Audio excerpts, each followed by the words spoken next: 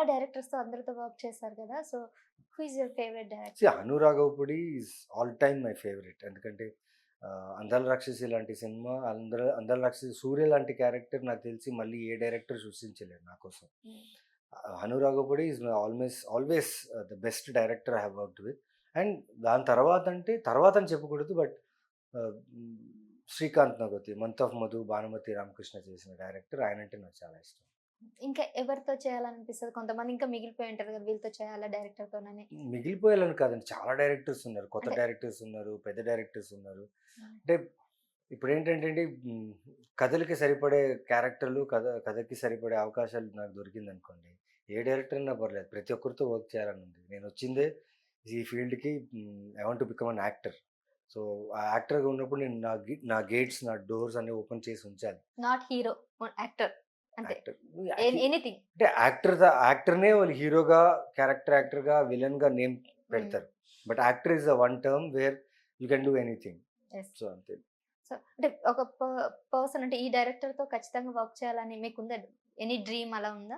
కృష్ణవంశీ గారితో వర్క్ చేయాలని చాలా ఆశ ఉంది. హ్మ్. అది కుదరలేదు. అదొక్కటే డ్రీమ్ ఉంది. బట్ అంటే హ్మ్. కృష్ణవంశీ గారితోనంటే లైక్ ఫ్యామిలీ ఎంటర్‌టైన్‌మెంట్ అలా చాలా ఆ లేదు. జోనర్ అనుకుంటున్నారా? నేను జోన్ క్రియేట్ చేయలేనండి. హ్మ్. నాకేంటంటే ఆహ్, ఉన్న జోన్‌ని నాకు బిల్డ్ చేసి ఇస్తే దాన్ని నేను క్రియేట్ చేయగలను. హ్మ్. యాక్టర్‌గా నేను ఎంత చేయగలనో అంత చేయగలను. వచ్చిన కథలో నా నా పాత్రకి ఎంత ఇంపార్టెన్స్ ఉంది, నేను ఏం చేయగలను కథకి, నా నా వల్ల డైరెక్టర్‌కైనా, ప్రొడక్షన్‌కైనా ఎంత యూజ్ అవుతుంది. అది మీరెక్కువగా అన్ని లవ్ జోన్ మూవీస్ చాలా వరకు చేసిన సినిమాలలో అవే ఉన్నాయి గదా! సో, చేసుకుంటున్నారా? ఆ కథలు మీ అంటే దగ్గరకొస్తున్నాయా? మాకొచ్చిన ఆప్షన్స్ సపోజ్ ఒక 5 కథలొచ్చాయనుకోండి. హ్మ్. 5 కథల్లో ఒక థ్రిల్లరో, లేకపోతే ఒక హారరో, లేకపోతే లవ్వో, పొలిటికల్ డ్రామా ఏదో ఒకటొస్తుంది. అలా అలా వినే ప్రాసెస్‌లో ఈ జానరస్‌లో ఏది అనిపిస్తుంది, అట్‌లీస్ట్ ఆడియన్స్‌ని ఎంగేజ్ చేసే కథ ఉంటే అదే ఫస్ట్ ఎళ్తాం. పర్టిక్యులర్‌గా లవ్ జోనరే అలా ఏం లేదు. వచ్చిన ఆప్షన్స్‌లో ఏది బావుంది అది చూసి చేయడమే. వెబ్ సీరీస్‌లో చాలా రొమాంటిక్ సినిమాలు గూడా తీశారు కొన్ని. సో, అవునవును. అలాంటి టైంలో మీకు కంఫర్ట్ ఉంటుందా? కొన్ని బెడ్‌రూమ్ సీన్స్ తీసినప్పుడు, అవన్నీ తీసినప్పుడు? లేదండి. యాక్టర్ మా ప్రొఫెషన్‌కి మేము ఇన్హిబిషన్స్ పెట్టుకోకూడదు. ఇప్పుడు నేను వర్క్ చేసే అపోజిట్ యాక్టర్ కూడా యాక్టరే. ఓకే. వాళ్ళకు నాలెడ్జ్ ఉంటుంది కదా! సినిమా అంటే ఏంటి? ఇలాంటి సీన్స్ వచ్చినప్పుడు ఆహ్, వాళ్ళు ఎలా యాక్ట్ చేయాలనేది ఉంటది. పైగా డైరెక్టర్స్, యాక్టర్స్ మేము కూర్చొని దాని గురించి మాట్లాడతాం. అది ఎలా చేయాలి? ఎలా ఎలా ఉండాలి? అది జిగుప్సగా ఉండకుండా ఆ క్యారెక్టర్ ఫ్లోలో ఉండాలది. హ్మ్. సో, అలా చాలా డీటెయిలింగ్ తీసుకొని చేస్తాం. జస్ట్ ఇలా ఈ సీన్ అనగానే ఎళ్లి చేయం. దాని మీద వర్క్ ఉంటది. అండ్ హ్మ్. ఇంటిమసీ ఆహ్, కోఆర్డినేటర్స్ ఉంటారు ఆన్ సెట్స్. అంటే ఎక్కడ కూడా మేము యాక్టర్‌గా ఒక లిమిట్ క్రాస్ చేయకూడదు. ఎందుకంటే అపోజిట్ యాక్టర్ గూడా దాన్ని కంఫర్ట్‌గా ఫీల్ అయ్యి చేస్తేనే మీకు స్క్రీన్ మీద ఆ ఎమోషన్ కనిపిస్తుంది. అల్టిమేట్ ఈస్ మేము చేసేది హ్మ్.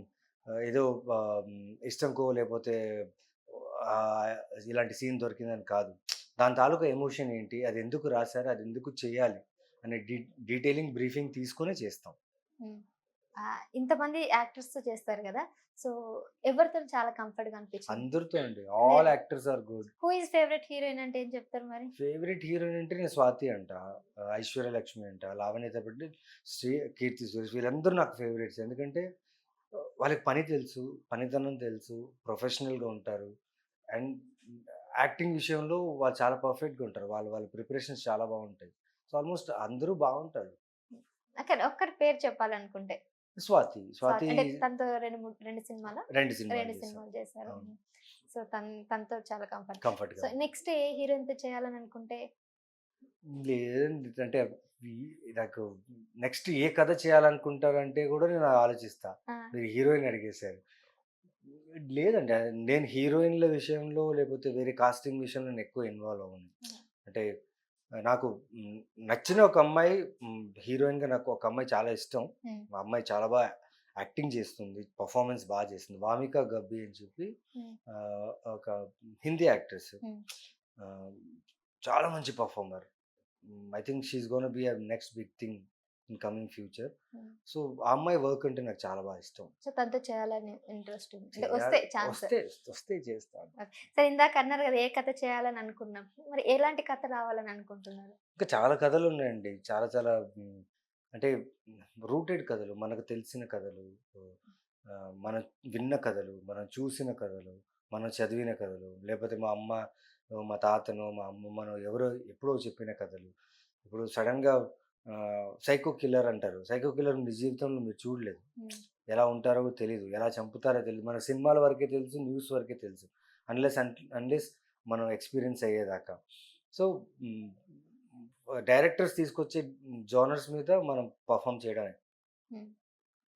అంతే. అంతే. It's all about director directors. తీసుకునే డెసిషన్. యెస్.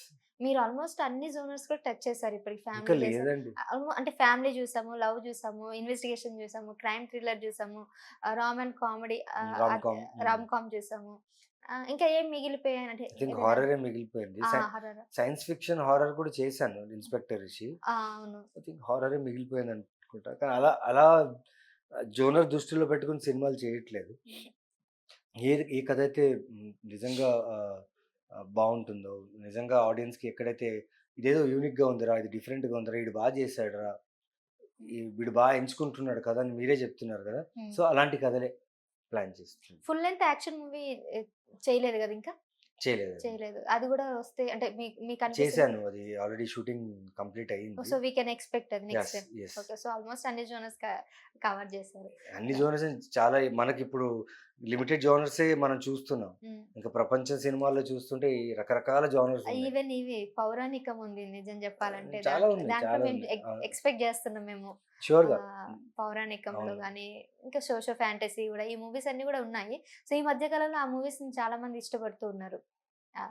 So right. అయితే ఇంక కొంతమంది కొన్ని అంటే కామెంట్స్ చేశారు మీ ఫ్యాన్స్. వాళ్ళవి అడుగుతానండి.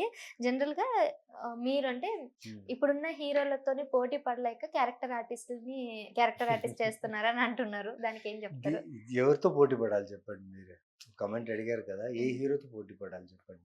ఇక్కడ పోటీ కాదండి. పోటీ ఇక్కడ నీకు నీకే పోటీ. బికాజ్ ఈ ఈ ఈ ప్రొఫెషన్‌లో మీరు ఎంత అప్‌గ్రేడ్ ఉంటారో, మీ టాలెంట్‌లో, మీ విషయాల్లో, మీ బిహేవియర్‌లో ఎంత అప్‌గ్రేడ్ ఉంటారో అప్పుడే మీకు నెక్స్ట్ వర్క్ అనేది దొరుకుతుంది.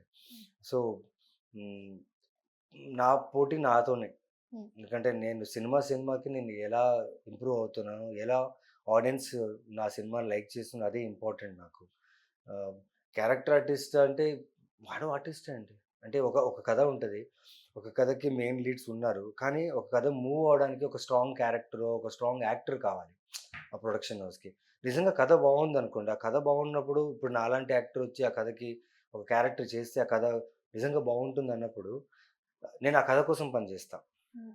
నా కోసం అప్పుడు పని చేయను. ఒక క్యారెక్టర్ ఆర్టిస్ట్‌గా చేసేటప్పుడు నిజంగా కథని అప్‌లిఫ్ట్ చేయడానికి నేను నా నా పెర్ఫార్మన్స్‌లో ఎంత బాగా చేసి ఆ ప్రొడక్షన్‌కి, ఆ కథకి ఎంత యూజ్ అవుతానో అదే చూస్తాను అంతే గాని నాకు అలాంటి ఏం డిఫరెన్స్ లేదండి.